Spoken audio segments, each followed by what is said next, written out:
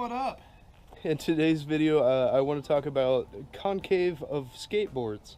Just in case anyone doesn't know, the concave is the shape of this, how the board curves outward like that. You can see it's obviously not just flat. No one really ever talks about like the shape of a skateboard that much, or like the concave, and it really does matter.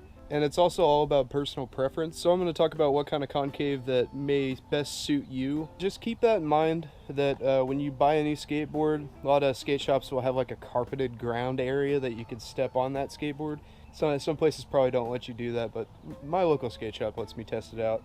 And I just stand on the board. You just kind of get the feel for it. My best piece of advice is if you like the concave on the board you're skating, bring it into the skate shop, stand on it, and then stand on your new board. And if it feels really similar, you're probably going to enjoy that board a lot because it has similar concave. I'd like to use Revive as a good example. They have a really mellow concave.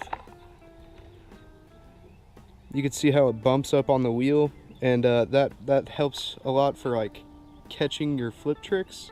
But sometimes there will be like a more rounded shape to this, and it's all, like I said, personal preference. If you find your tricks turning a lot, like if you kick flip and it turns off to the side when you go to land, sometimes that could be too much concave.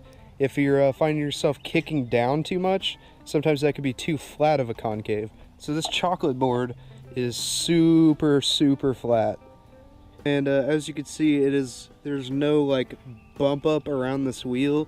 It's just completely flat. My foot seems to flick out and not catch the board, and so I don't even flick the board at all. My foot just kicks the air and it looks really dumb. When I try to nollie flip, I find myself kind of kicking down with it. So all in all, I don't think I like this board, but I'm gonna keep skating it. I'm used to it enough.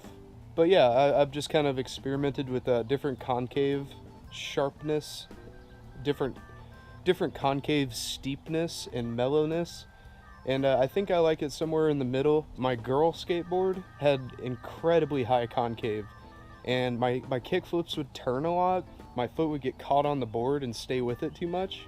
And yeah, like I said, with the chocolate board, it feels like my foot slips off and I do what's called airball, where you just kind of kick your foot out into the air and nothing happens. And yeah, I think Revive probably has like the middle ground of concave. It's really mellow, it's pretty comfortable.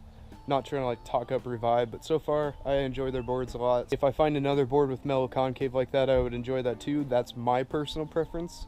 You may kick different, flick your tricks different, all sorts of different variables that make you possibly not like a high or low concave board. So just try to find like what's comfortable for you, and happy skating. I don't have that much time to skate. I am gonna get some tricks. I just kind of wanted to talk about shapes of boards because no one really ever talks about like the concave of your board and how that affects your comfort level, how it affects your tricks, especially depending on how you flick a trick or how you pop a trick.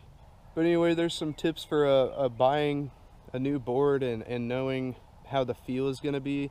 A lot of people kind of figure out their board size quicker, but the concave takes a little bit more time to get used to and understand how it affects certain tricks or what you like out of the board.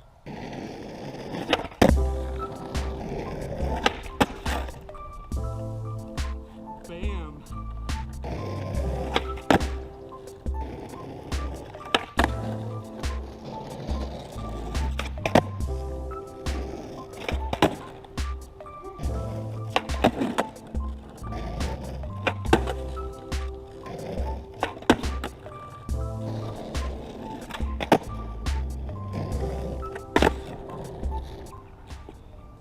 Another thing about concave is I'm noticing that my foot isn't hooking onto that little spot that I'm personally really used to hooking onto, and my foot just kind of slides off and it kills my pop. I know it sounds like excuses, but I just don't like the shape of this board personally. I made a mistake buying it, but that doesn't mean that it's a bad board. It just means that this is not my kind of board. So there's my opinion on the concave of my own board. I hate it. I'm still landing tricks though. When I do land one good, I'm pretty psyched.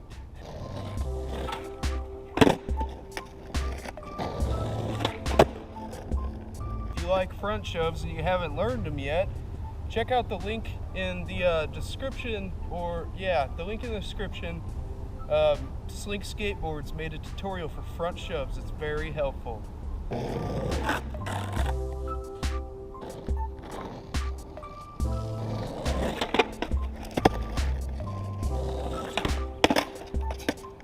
Yeah, I'm still trying to learn how to just do a regular no comply without the 180.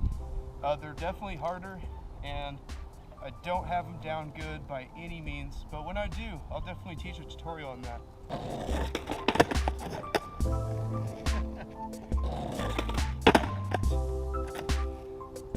Yep.